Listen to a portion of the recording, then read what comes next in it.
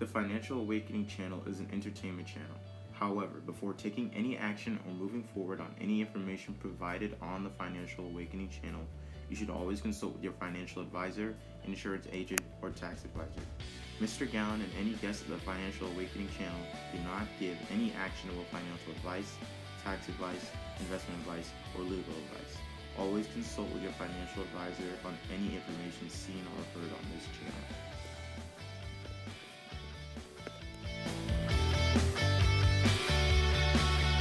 Hi folks, this is Faron at the Financial Awakening Network. I'm here in Ponte Vedra Beach with Scott Grant.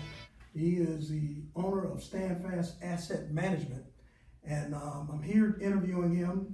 Scott, just wanted to ask you a couple questions. You know, you have a lot of retirees coming into the community, a lot of folks, just retired, and I see two extremes that they do. One, folks want to hide their money at the bank, get CDs, and just kind of ride it out, and they really don't realize that, inflation is approaching 3%, taxes, the money can be eroded. Then the other extreme, folks are opening up online accounts and they're saying they're going to do their own management, and then they're not putting the proper time in. Tell me how your business benefit the folks in the middle that are actually looking to have their money managed in a proper way. That's a good question. Thanks. Basically, there's two things with retirement that are true. One is that it typically lasts longer than anybody thinks it's going to last when they're walking in the door. When they first go to retire, the old paradigm was that people would retire, particularly men, and die almost immediately. Put in 30 years, 40 years working in the steel mill and retire at 65 and they'd be dead at 68, right? Yeah. I mean, that's the way we kind of grew up thinking. That's the way our parents grew up thinking. The reality is people live a long time in retirement. 30 years is not unusual. That's right. Because of that, they need to have some returns on the second thing is that retirement costs a lot more money than people think. Yeah, especially medical and healthcare costs. Right. Yeah. Because once again, that prior generation relied more on Social Security. Social Security continues to get increased at a lesser rate than it did in the old days, but they've made corresponding moves to make it partially taxable, and they've also made increases in Medicare that are higher or greater than Social Security. So most people's Social Security actually goes down every year. So you need a rising stream of income. CDs and annuities, while they can provide guarantees, don't provide that rising stream of income. And I think for most people who are truly successful in retirement, you'll see that they have a substantial amount of money in stocks, either in individual stocks, individual equities, or mutual funds. And that's what we do, is we do individual equities and we do dividend paying equities. Okay. And tell us a little bit about Standfast Asset Management in terms of, I'm assuming you do manage money, so you're not actually doing the day-to-day trades. Is that correct? Or, No, we do the day-to-day trades. Okay. We're a boutique asset manager. Okay. We're a fiduciary. We buy largely individual stocks, individual bonds, and money market funds. Okay.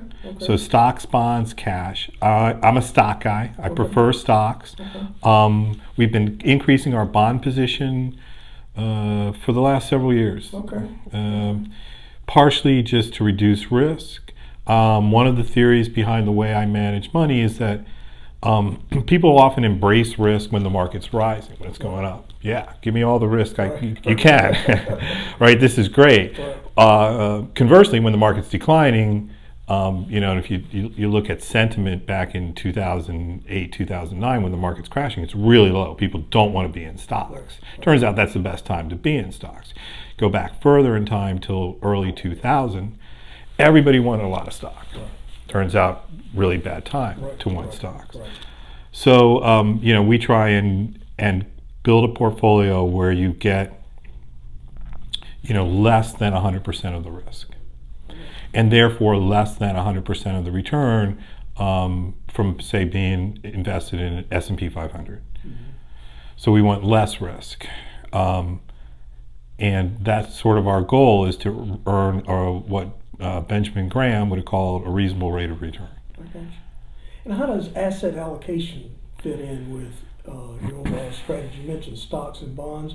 Are any REITs in your portfolio management? We do some REITs once in a while. The biggest problem with REITs is that they're usually organized as partnerships, and so they generate a K1. I got you.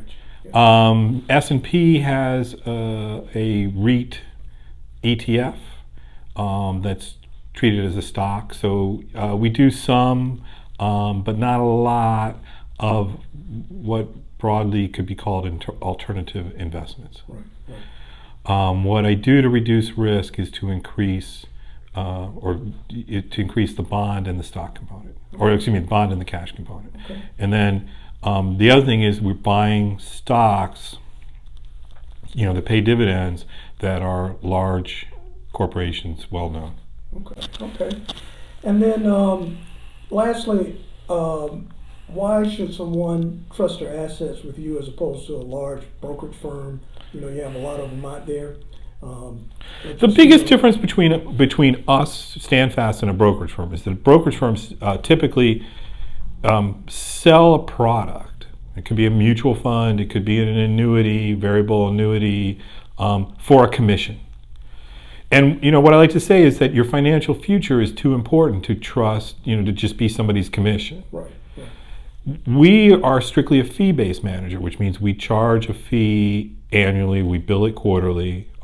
Typically that fee is between 0.5% and 0.75%, depending on the amount of money. And we then invest in individual stocks. So for the most part, that's cheaper. For the most part, there are cheaper other alternatives out there. But for the most part, it's cheaper. And in cases where it's cheaper, it's often substantially cheaper. Right. And you end up with a portfolio of things that you recognize, as opposed to a mutual fund, which could have thousands of stocks in it. You don't have any idea what's in there. Mutual funds tend to be tax inefficient. They don't generate a ton of income usually. So from that point of view, if you're retired, you're looking for income, you know what you own, and you're getting an income off of your investments. That's good. Good. Stan, is there anything you want to say to our audience on the Financial Awakening Network that will awaken them in terms of their investment questions they might have that you may want to talk about? Well, I think the big theme for us right now is retirement. I've been talking a lot about retirement generally. And again, those two concepts. One, that it's going to last longer than you think. Two, that you're going to need a lot more money than you think. So if you take a couple, 65, retiring, I think that at that point that their joint life expectancy is around 93. So almost 30 years. As they get older, that life expectancy can go up, particularly if you're looking at a joint life expectancy. People are often shocked if you tell them, that statistically one of you is going to be alive at 93 years of age when they're 65. They don't think that that's what is going to happen. Having said that, give it what's that 28 years. Not everybody lives. I mean, statistically, some people do die right away still. Some people live to 100. If you look at the newspapers and particularly the local newspapers, you often see a story in there, somebody somewhere turned 100. FDR used to send a letter to everyone turning 100 in this country. I think you can still get a letter from the president if you turn 100, but you have to write and request it. Right. I know that's a fast-growing segment. A lot of people, and that's scary too. Yeah. I mean, there's some fear factor in that. Typically early in retirement, there's travel costs and fun. The travel costs and fun, if you live long enough, sort of decline, but your medical expenses typically increase. A lot of people end up living in some sort of assisted living. Memory care is a huge growth area for my generation. So you have this long time, you're going to need a lot of money. Absolutely. So, you retire, even with $1 million, Right. you may need at this point to continue to make that money grow to make it last. Absolutely. Again, depending what your expenses are and how much money. People often ask, how much money do I need to retire? Unfortunately, the answer is often, as much as you can save. Right. Right? I mean, very few people save too much money. Right. People do inherit money, Right. start off with this huge advantage, but very few people save too much money for the retirement. So the answer is often as much as you can save. You should start as young as you can. Obviously, everybody says that, and typically the stock market's the best place to do that. So if you're 25 years old, you're sticking even $100 a month into a Roth IRA, investing in the S&P 500, or you're 55 years old and you got $500,000 in an IRA. You want that a good portion of that money to be in stocks, because stocks will give you the best growth over the long haul. Absolutely. Well, Scott, I want to thank you again. Thanks, Faron. For It was sharing really nice meeting you. information with the Financial Awakening Network, and hopefully people will take heed to what you said. And I hope so too, because retirement's important. Yes, indeed. Have a happy 4th of July. You too. Alone in his car with just the radio blasting, singing to his foolish heart. Oh,